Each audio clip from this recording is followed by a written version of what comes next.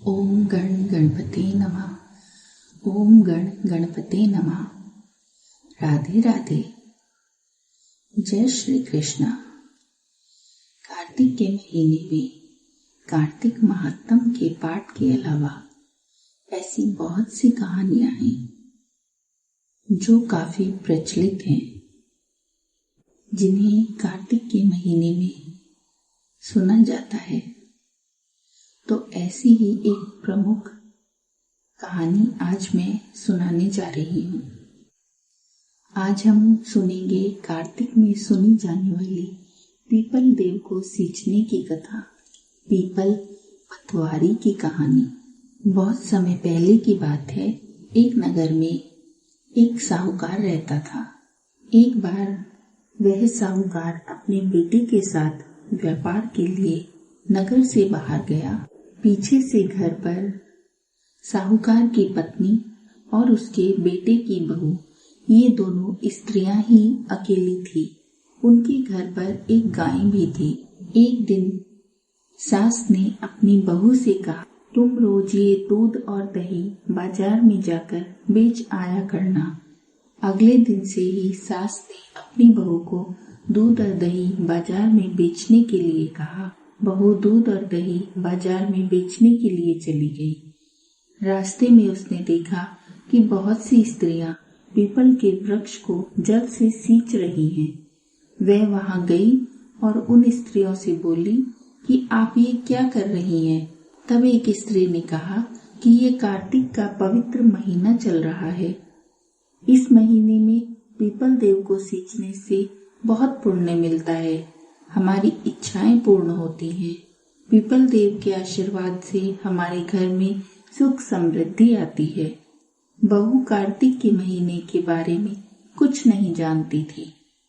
तब उसने उन स्त्रियों से कहा कि तुम सब तो जल से पीपल देव को सींच रही हो, मैं तो दूध दही से पीपल देव को सींचूंगी। तब उसने वह सारा दूध और दही पीपल देव को चढ़ा दिया और कुछ समय वहीं बैठकर उन स्त्रियों से कार्तिक मास के महात्म को सुनने लगी।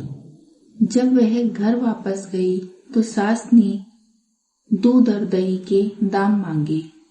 तब उसने कहा कि सासू माता, दूध और दही के दाम तो कार्तिक का महीना पूरा होने के बाद ही मिलेंगे। अब वह बहू रोज जब घर से दूध और दही लेकर जाती तो वह उसे बाजार में बेचने की जगह पीपल देव को सींचती थी और थोड़ी देर बैठकर सभी स्त्रियों के साथ कथा को सुनती थी।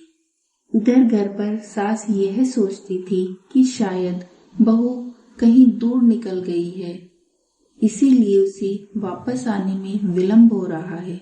ऐसे ही करते करते 1 माह का समय पूरा हो गया।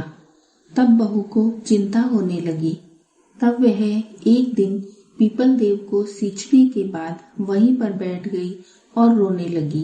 वह सोचने लगी कि कल को जब सासू माता दाम मांगेंगी तब मैं उन्हें क्या दूंगी। जब उसे रोते हुए बहुत देर हो गई तब पीपल देव प्रकट हुए और उससे पूछा कि तुम क्यों रो रही हो। तब वह कहने लगी कि मैंने तो सारा दूध और दही रोज यहाँ पर सींच दिया है, कुछ भी बाजार में नहीं बेचा है। अब कल को जब मेरी सासू माता मुझसे उस दूध और दही का दाम मांगेंगी तब मैं क्या करूंगी। तब पीपल देव ने कहा कि मेरे पास तो दाम नहीं है। हाँ, मेरे पास जो ये सूखी हुई टहनियाँ, जो ये पत्थर, ये पत्ते यहाँ पड़े हुए हैं, तुम इनको ले जाओ और ले जाकर जहाँ पर तुम धन रखती हो वहां पर रख देना, और जब तुम्हारी सास मांगे तो उनको कह देना कि तुमने उस जगह रख दिया है। बहू ऐसा ही करती है। वह वहां से पत्थर, पत्ते, टहनियां वगैरह लेकर जाती है और धन रखने के स्थान पर रख देती है और जाकर सो जाती है। जब सास उसको आवाज लगाती है कि बहू दाम दे दे, तब वह कहती है कि माँ जी, मैंने तो दाम धन रखने की जगह पर रख दिया है, आप वहीं से ले लीजिए। तब सास जाती है और उस गुल्लक को खोलती है तो वह क्या देखती है कि उसमें तो हीरे मोती चमक रहे हैं। वह जाकर बहू से पूछती है कि ये इतना धन तू कहाँ से लाई है। जब बहू आकर देखती है तो वह भी बड़ी आश्चर्यचकित हो जाती है। तब वह अपनी सास से सारी बात बता देती है, कैसे उसने 1 महीने तक पीपल देव को दूध और दही के साथ सींचा था।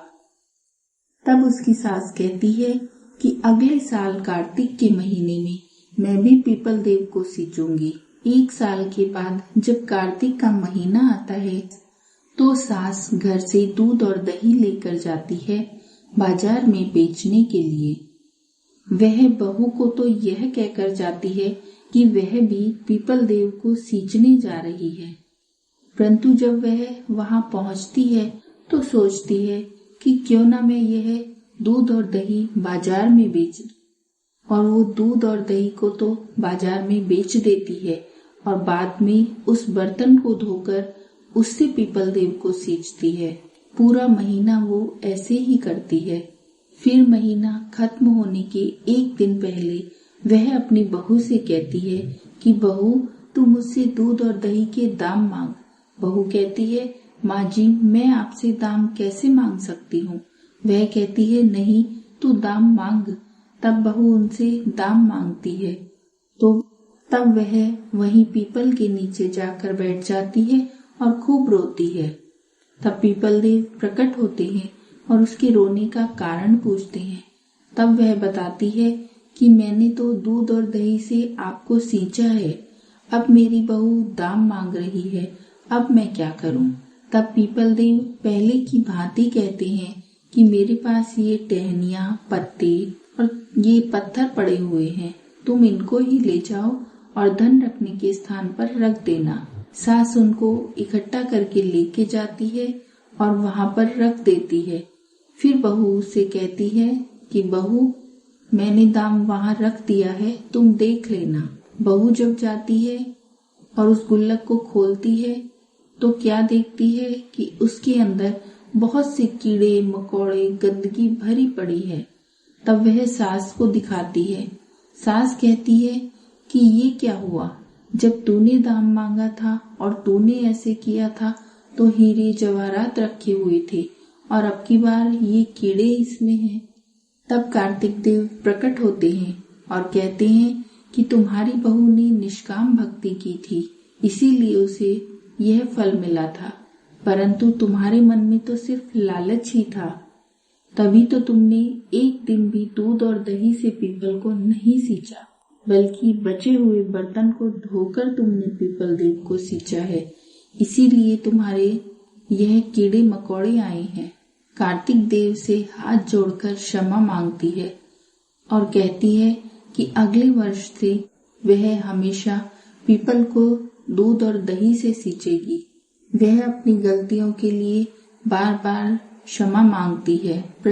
तब कार्तिक देव प्रसन्न होते हैं, दोनों सास बहू को आशीर्वाद देते हैं। तो ये थी पीपल देवता की कहानी। आशा है आपको पसंद आई होगी।